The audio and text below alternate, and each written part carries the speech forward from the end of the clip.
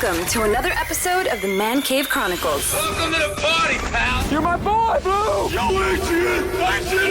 A podcast with interviews of amazing guests from the world of pop culture. Oh, yeah! TV. Nice! Movies. Oh, I love the movies! Comedy and more. From deep inside the Man Cave, your host, Elias.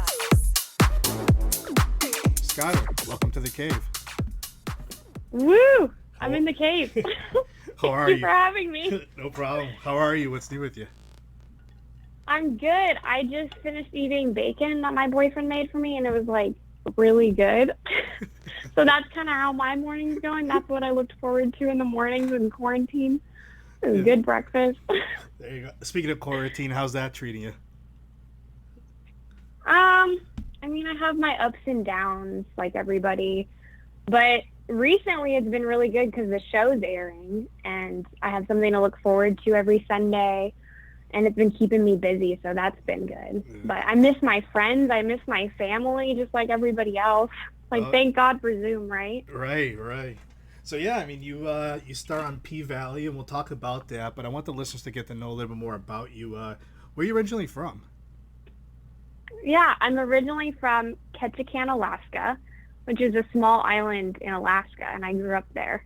Oh, wow. How was it growing up there? It was different. I think that I appreciate it a lot more now than I did when I was growing up there. It's so beautiful, but like growing up there, my mom was a psychiatrist there, a mental health psychiatrist, and she, I would go to school and my friends would come up to me and be like, I love your mom. And I'd be like, how do you know my mom?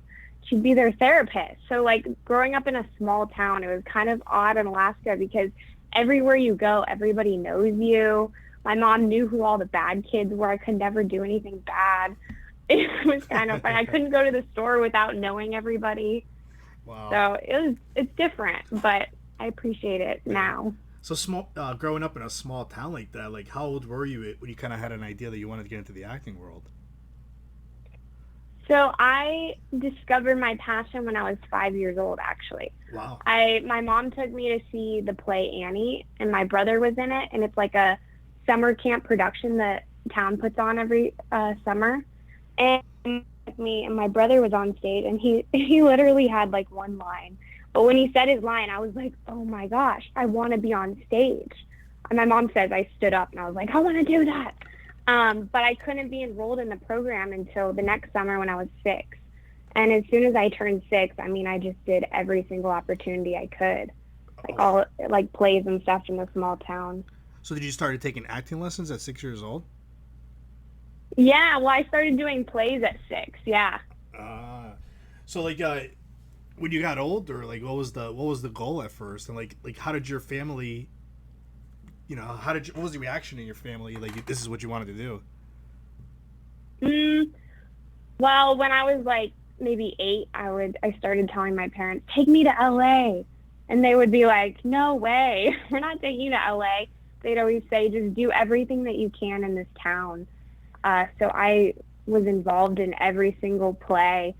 Even like we had a wearable art show that was runway. That was like you make your own outfit out of whatever the theme is, and walk down the runway and do some kind of acting thing. I literally did everything that I could, and I don't know if they realized how strong my passion was for acting because I was so young, but now they definitely do. Just the other day, my mom, 3rd grade, that she has framed of me winning an Oscar.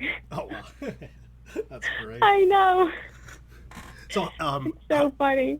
So when you turned 18, did you just pack your bags and move to LA? What was the next step? I graduated high school at 16, and I thought my parents would let me go to LA, but they were like, no, you have to be 18. You have to stay here and work. So I worked at a coffee shop.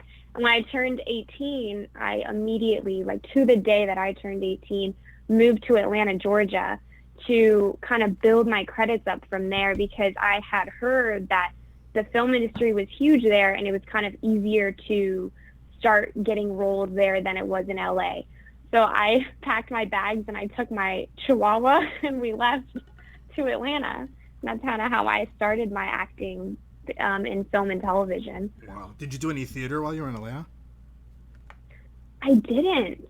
I haven't done theater in a while, actually. Wow. Well, so what was that? What did you few things you worked on in Atlanta?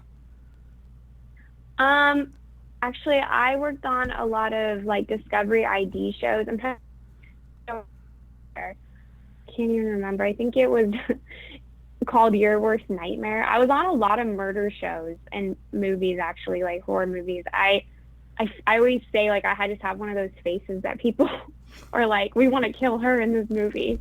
So I booked a lot of those shows. Wow. So, yeah, let's talk about STARZ'S P-Valley. How exciting has this ride been for you? Oh, my gosh. This has been crazy.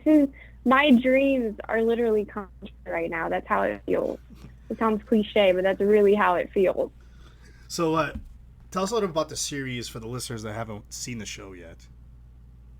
Yeah, so it's an hour-long episodic written by Katori Hall. She's an amazing playwright. And the show takes place in Mississippi in the dirty South. And the show is centered around a group of very powerful, empowering women. And they all work at a club called The Pink, which is a strip club in town. And a girl by the name of Autumn Night that people will see when they watch the series, she kind of comes to work at The Pink. And I feel like from there, the storyline kind of gets unraveled from there. And I play the role of Gidget, who is one of the dancers at the club. Wow. So when you first heard about this project, like, what drew you in, like, after reading the script and everything? I think this script is just so different. It was so different than anything I'd ever auditioned for. And I'm not just saying that. It was so well written. And even though I had, 3 scenes for my audition, I felt like there was so much depth to the character of Gidget when I was reading it that made it a lot easier as an actor to kind of dive in. And Katori writes her characters with so many layers. And I just fell in love with every part of Gidget when I was auditioning, and the story and how unique it really was. It was one of those scripts that you read and you just can't stop thinking about it. And so I knew immediately I wanted to be a part of the project. Was your first audition a live audition, or was it a self-tape? My first audition was a self-tape. I did it in Atlanta in my bedroom with my friends, and we were laughing, and we had a blast filming it. So tell us about your live audition when you went for the second time. Yeah, so my live audition, my callback, I learned that I had to dance, do a minute dance routine. And I was like, okay, I need to nail this dance. Who can I ask to help me out with this dance? Because I don't know I have dance experience, but not really like stripper dance moves. And so I actually asked my roommate, do you know anybody that can help me with this dance for this callback? She's like, actually, one of my other friends got a callback too, and she's a dance teacher. And so I connected with her, and I went to her apartment complex. And in her little apartment complex gym, we worked on the dance routine for both of our callbacks, actually. And it just so happened that the actress that helped me is Brandy Evans, who plays Mercedes. So we both got the role. Oh, wow. And I had to go and do that dance. And Katori and the producers loved it, and I had fun. And my dance was the Cardi B. Yeah, it was. So you mentioned you play Gidget. How would you describe her? Mm-hmm. Yeah, Gidget is one of the dancers. She is very, very talented and very athletic. She actually used to be a cheerleader before she started dancing at the club. So she has a long history of dance. And her mom is she's a second generation pole dancer. So her mom was a stripper at the club too. She has huge dreams of going off and competing in pole dancing professionally. And throughout the series, people will kind of see like her struggles and why she's still working at the club and why the obstacles that she goes through. And she kind of a lot of times puts people before her own dreams. So people will get to see that. So when you got the role, like, how did you prepare for it after? Did you do like more dance practices? Like, what was the next step? Yeah, when I got the role, I had already been taking like pole fitness classes, which is kind of funny, even before I even auditioned. So I had a little bit of dance experience, but we had to do a lot more in the series. And we would have like between 4 to 5 hour dance rehearsals pretty much every day. We would come home and just have like bruises all over our bodies and calluses on our hands. And that was a huge part of preparing for this role because that's the world that Gidget lives in. And I wanted to make sure that I was able to dance without thinking about it and just have a flow, because I also have to be saying my lines.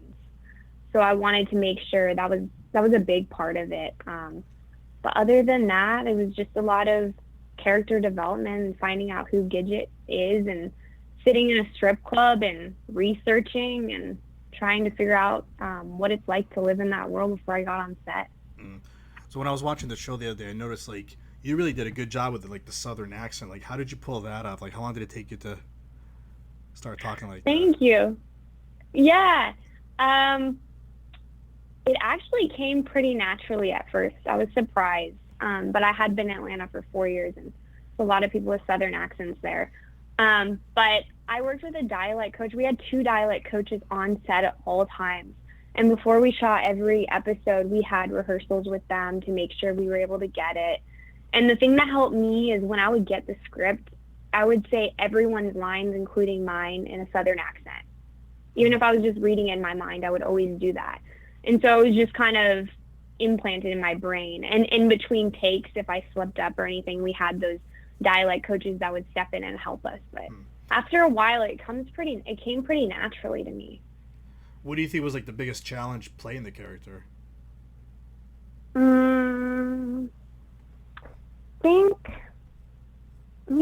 I think that I struggled with like being okay with feeling sexy.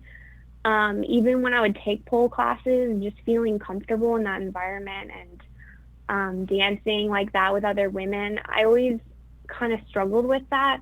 But when I booked this role, I felt like it was kind of therapeutic to play Gidget.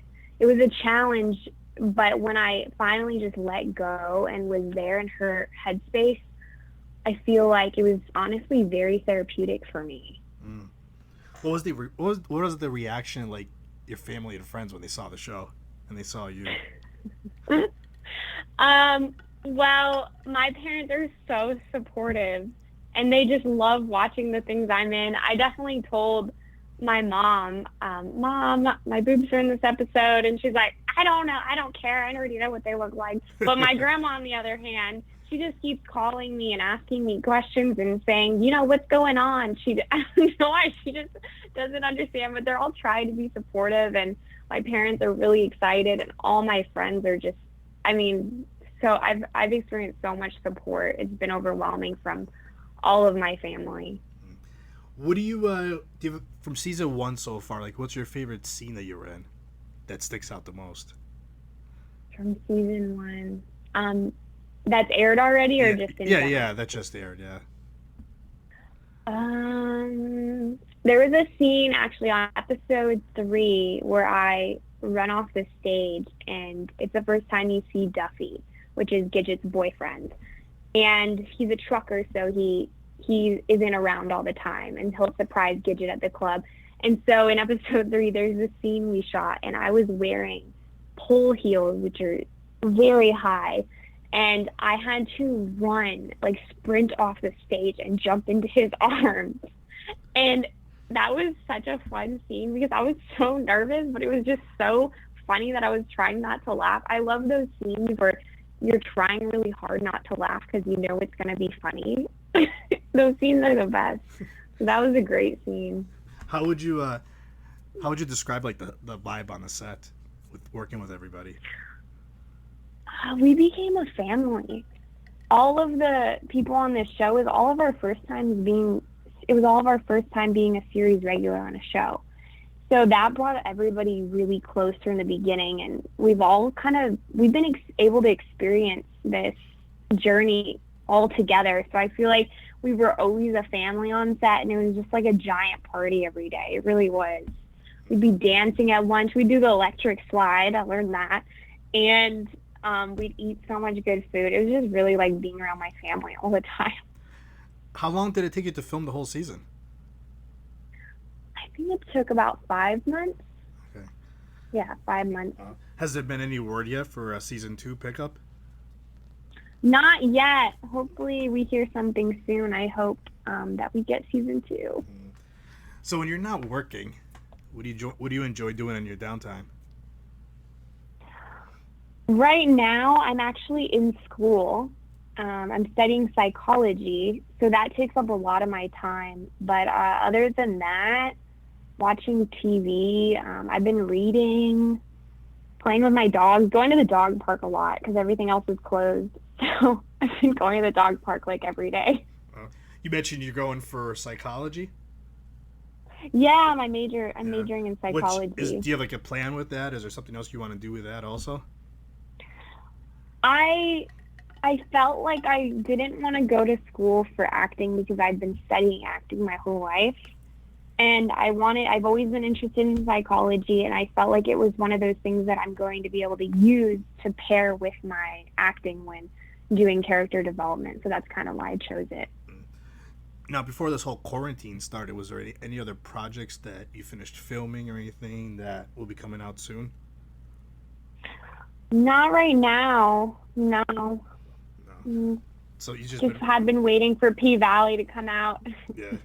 So lastly, how can the listeners find you on social media? It is Skyler Joy, Skyler with an ER, because everybody always spells it with an AR. Skyler, this was fun. Thank you for coming on the show. Thank you so much. Have a great day. That's a wrap. That's a wrap, everybody. That's a wrap. Thanks for listening to the Man Cave Chronicles podcast. I finally get my man cave. You can find us on Twitter, Facebook, and Instagram at the MCC Podcast and our website, themccpodcast.com. Until next time.